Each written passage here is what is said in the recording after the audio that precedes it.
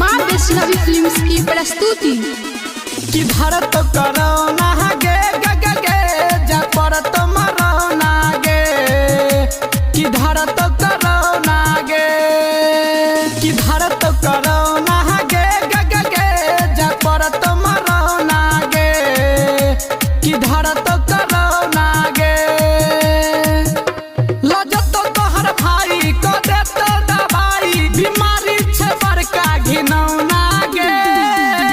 कि भारत करोना गे गे गे गे जा परत मरोना गे कि भारत करोना गे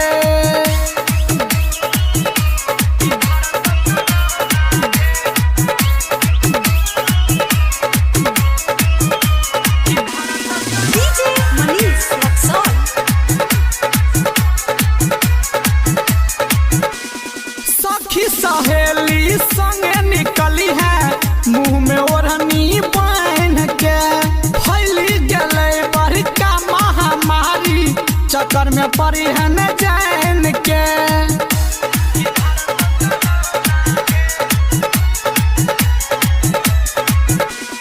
सखी सहेली संगे निकली है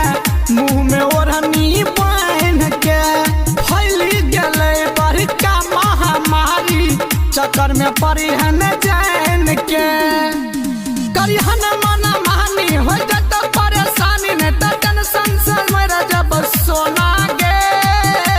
कि भारत करोना गे गे गे गे जा परत मरोना गे कि भारत करोना गे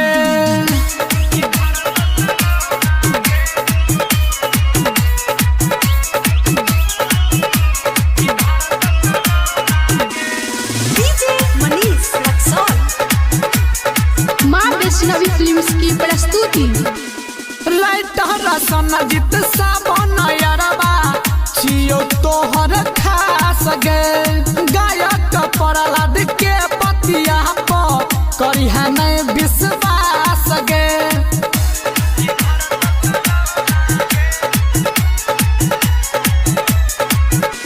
लाइटर सनजित साबन यारबा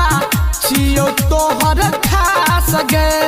गायक प्रहलाद के पतिया पर करिहा नहीं विश्वास गे हैया घरे में खाना ने तल जत गे खाना कुछो है तो जीबौ कोना गे गे गे गे